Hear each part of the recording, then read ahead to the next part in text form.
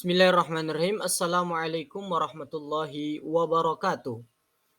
Kembali lagi bersama saya Iqbal Mustaqim, mahasiswa Magister Pendidikan Agama Islam UIN Raden Fatah Palembang. Baiklah, pada kesempatan ini kita akan membahas tentang inovasi kurikulum Merdeka Belajar di era Society 5.0.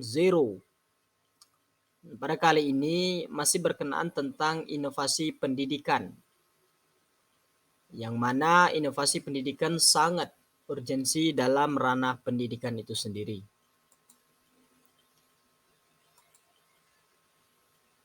Selanjutnya, kita berawal tentang ungkapan ataupun sebuah untaian kata dari observer ataupun pemikir dalam ranah pendidikan. Di sini dikatakan bahwa sebenarnya ijazah itu diberikan sebagai tanda bagi seseorang pernah sekolah, bukan untuk membuktikan seseorang itu pernah dalam keadaan berpikir.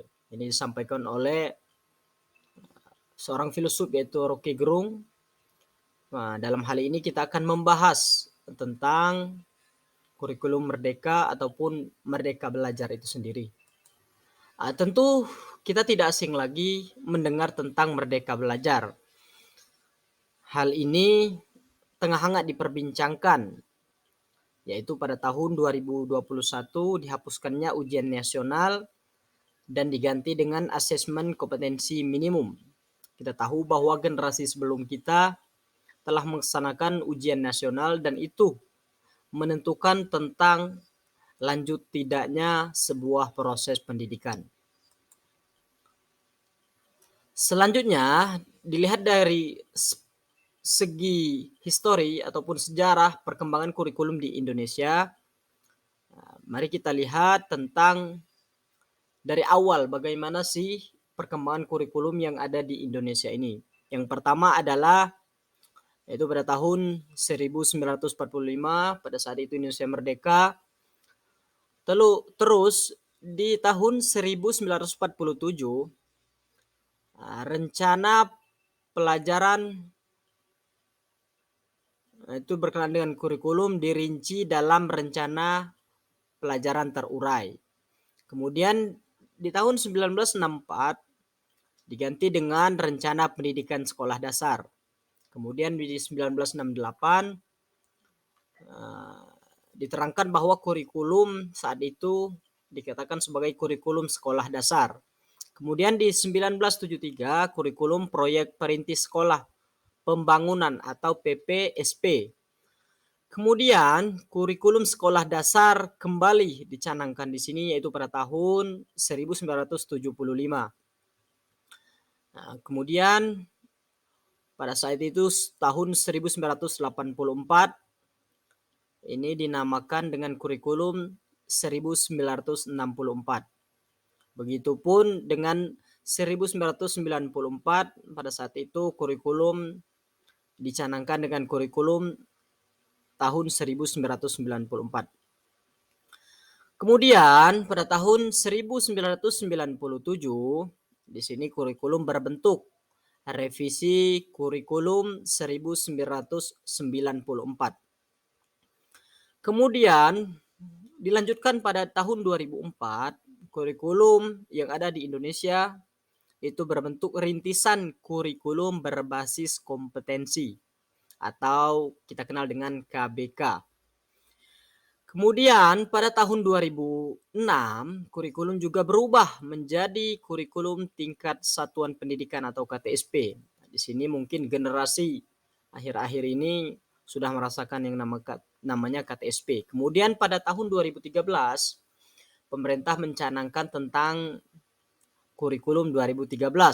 Sampai pada akhirnya ada serangkaian revisi dan segala macam, sampailah kita kepada tahun 2023 saat ini.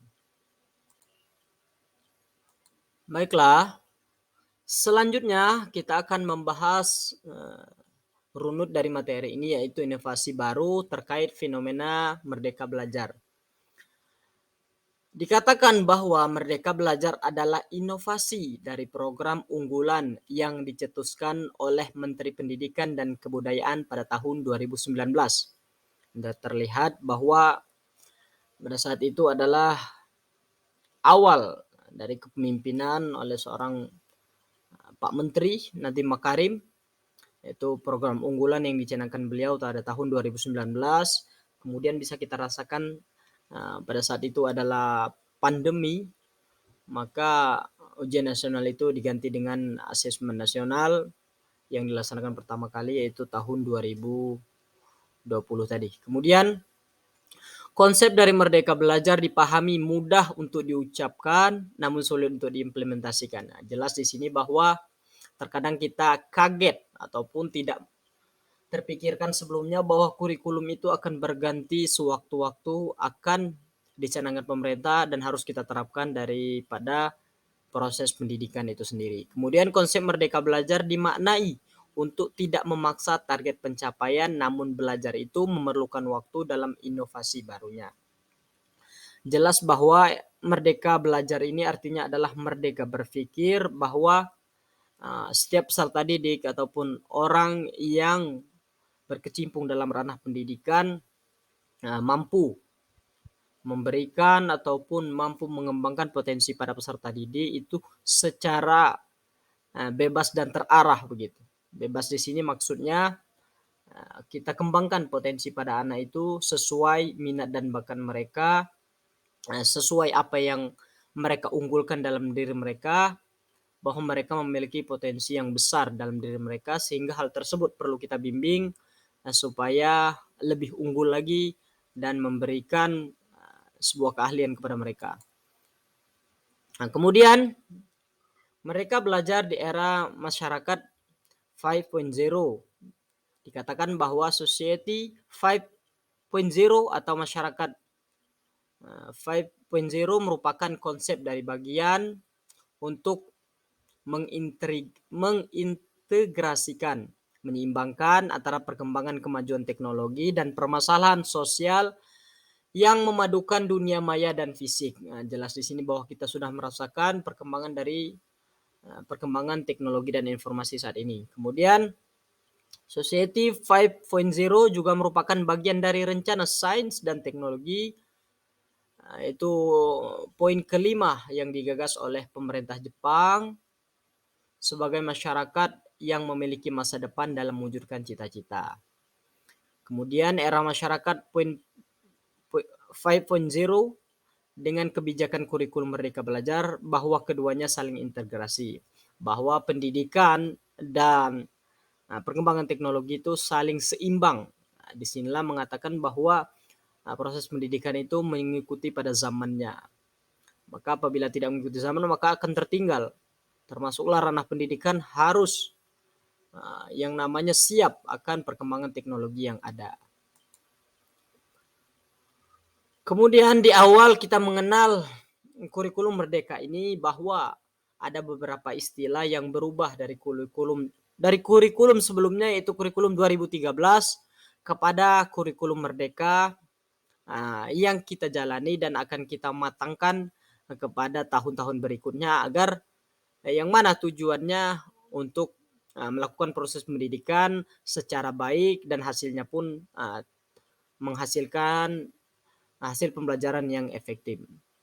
Di sini perlu kita ketahui bahwa banyak istilah-istilah pendidikan yang harus diketahui oleh ranah yang bergelut di pendidikan maupun orang-orang yang ikut terlibat dalam dunia pendidikan seperti orang tua ataupun terutama guru begitu. Harus mengenal betul tentang apa-apa yang menjadi istilah dalam ranah pendidikan. Yang pertama adalah PROTA, program tahunan. Ini pada kurikulum 2013 sama dengan kurikulum Merdeka. Kemudian PROMES, itu berubah menjadi program atau program semester. Kemudian silabus berubah menjadi ATP, alur tujuan pembelajaran. Kemudian KI, kompetensi inti, berubah menjadi CP, capaian pembelajaran. Kemudian RPP, rencana pelaksanaan pembelajaran, berubah menjadi modul ajar. Kemudian KD, kompetensi dasar, itu juga berubah, yaitu TP, tujuan pembelajaran. Kemudian KKM, kriteria ketuntasan minimal, berubah menjadi KKTP, kriteria ketercapaian tujuan pembelajaran. Kemudian EPK, yang biasanya digunakan di perguruan tinggi, yang biasanya kalau EPK-nya tinggi itu dinilai pintar begitu. EPK, indeks prestasi kumulatif, berubah menjadi EKTP, indikator ketercapaian tujuan pembelajaran. Kemudian PH, penilaian harian, diganti dengan sumatif.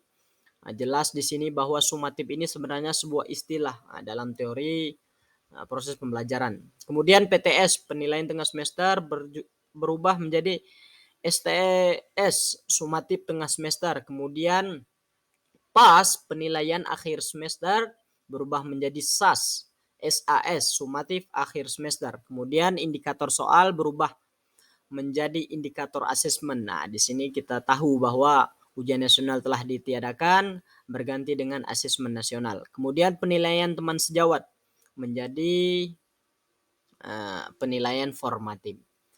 Berikut itulah istilah-istilah yang perlu kita kenal, perlu kita biasakan dalam ranah pendidikan. Bahwa Merdeka Belajar tidak lain tujuannya adalah untuk mencapai tujuan pembelajaran itu secara efektif.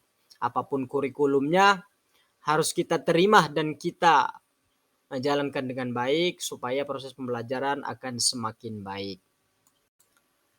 Terima kasih atas waktunya. Di sini bisa kita sampaikan bahwa Merdeka Belajar adalah sama dengan merdeka berpikir. Bahwa setiap peserta didik itu bebas mengeksplorasi potensi pada dirinya.